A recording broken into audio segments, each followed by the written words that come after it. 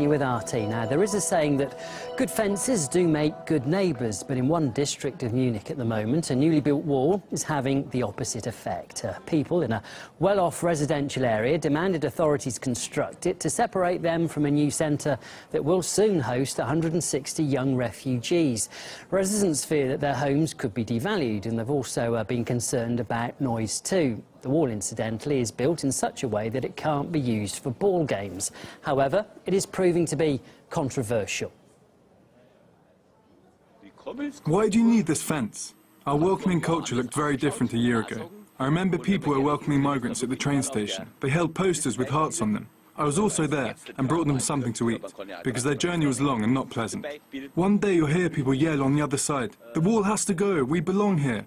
We already heard the same thing in 1989 in the German Democratic Republic, before the fall of the wall. We don't live directly across from it, but in my opinion the wall is awful. There were other possibilities. It could have been built from wood, but instead they chose a huge, ugly stone wall.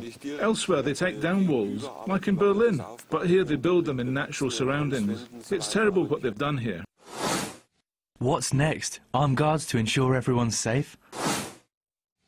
How about a 4-meter-tall wall around the next Pegida demonstration? I'm not ashamed of the idiots who demanded the wall, but of our government which built it. So as you heard there then, some residents are drawing parallels with the Berlin Wall. That separated West and East Germany for over 2 decades before being taken down in 1989. However, it remains in people's memories as a bitter symbol of separation. This new wall in Munich, although less dramatic, is still 40 centimetres higher. And it has its sympathisers too. Here's Hans-Jörg Müller from Germany's anti-migrant AfD party. It's an economic fact that wherever you have refugee camps, there is lots of noise, and there is lots of disorder.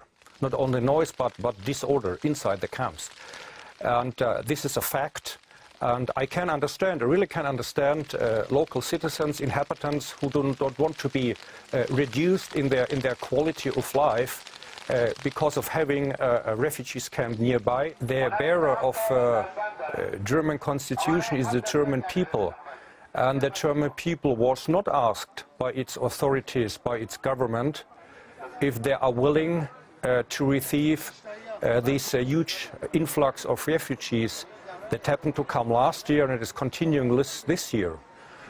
So if now the local citizens are somehow trying to defend their home soil, I think the question should be asked the German government why it has come so far.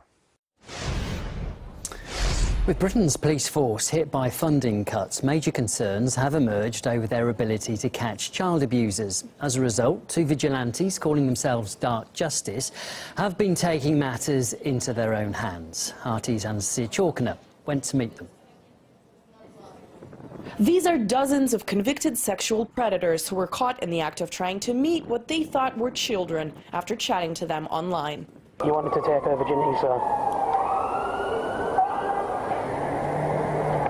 You did, sir. Instead, they were confronted by Dark Justice. The levels of conversation that you've been having with what you call is a 14-year-old girl. It's not acceptable. The group targets pedophiles and calls in the police before helping secure convictions by submitting evidence on each individual. We've arrived in Newcastle to meet with Dark Justice members. Their group has been operating for the last 2 years, and in this time they've helped arrest 66 people. Of course, the guys keep a very low profile and have requested complete anonymity. We meet in a secret location. What we can disclose is that Dark Justice consists of just 2 men in their 20s, Scott and Callum, who spend 17 hours a day doing work they describe as emotionally crippling. We've had ones who've sent us like pictures of naked 11-year-old children and stuff. That type of stuff will haunt me till the day I die. We use a lot of social media sites like Facebook, Instagram, Snapchat. Yeah, chat rooms that are for like teenagers and children. We'll just wait for people to approach us.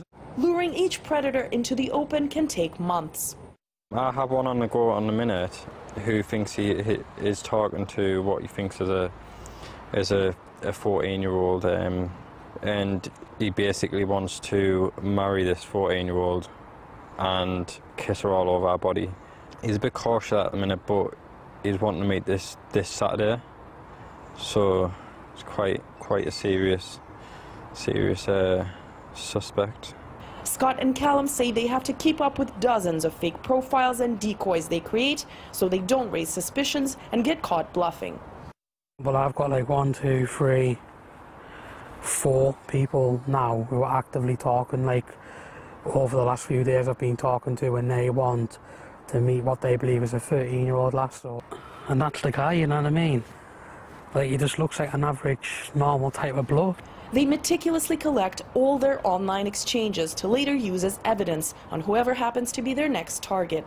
There have been hundreds of such exchanges over the last 2 years, with over 300 gigabytes of data stored. We have like external hard drives filled with conversations.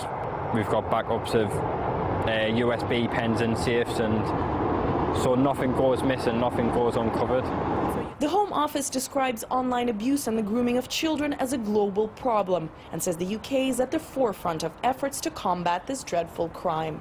The National Crime Agency suspects as many as 250,000 men in Britain could be considered true pedophiles, that is, adults who are attracted to children under the age of 12. So police need all the help they can get. We would urge anyone with information on crimes of this nature, online or otherwise, to contact the police. We rely on the assistance of the public in preventing and detecting crime. Scott and Callum say the UK government needs to up its game in the fight against sexual crimes involving children, which they believe have reached epidemic proportions. How the government has seen it is they've always got money for war. They've always got money for bombs. They've always got money for bullets and army people. The problem is there's no profit in child abuse. Anastasia Churkina, RT in Northeast England. Now, last week a major scandal broke in Canada after it emerged that a journalist there had been spied on by police since early 2016. However, now he's found out it did go on for considerably longer than that, occurring over a 2-year period. Police came under huge criticism once the spying was revealed, and they've been accused of violating the freedom of the press, and some have called too for the resignation of Montreal's police chief. The department defended itself, though. It says the surveillance was part of an investigation into criminal allegations against an officer after they became aware of a link between him and the journalist. We're very aware of the importance of freedom of the press. But, on the other hand, there were criminal allegations against a police officer, and we have a job to do. And it's not the first time either. Canadian police have come under fire for surveilling journalists. In September of this year, they seized a Montreal reporter's computer to find the source for a story. And in May, 2 other journalists were spied on for over a week as part of an investigation into the leak of a secret document. Tom Henheffer from the organisation Canadian Journalists for Free Expression told us that the police in the country have almost unlimited powers, and it is eroding freedom. People think of Canada generally as a very free, democratic nation with a really robust free press, and that's just not the truth.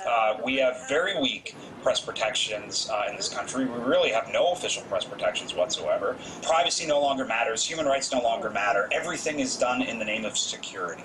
And that is a huge, huge problem, because it is an absolutely false argument that we must sacrifice our rights in order to make our country more secure. That is completely untrue. In order to get warrants, the laws are simply way too weak. The threshold is too low. All they have to do is go to a justice of the peace and ask for authorization. Canada, right now, we're living in a post-privacy world. The police have almost no oversight and an almost unlimited ability to eavesdrop on Canadians, whether they be journalists or anyone else. So all it takes is one quick trick to a justice of the peace, even in the case where these reporters have committed no crime and are not accused of committing any crime. And that was enough for them to legally do this. It shows that the system in this country is broken and that it desperately needs to be changed. You're watching RT International. That's how the news looks so far today. Up next, we've got Boom Bust for you. That discusses the recent hacker attack on Britain's Tesco Bank, which left 20,000 customers out of pocket.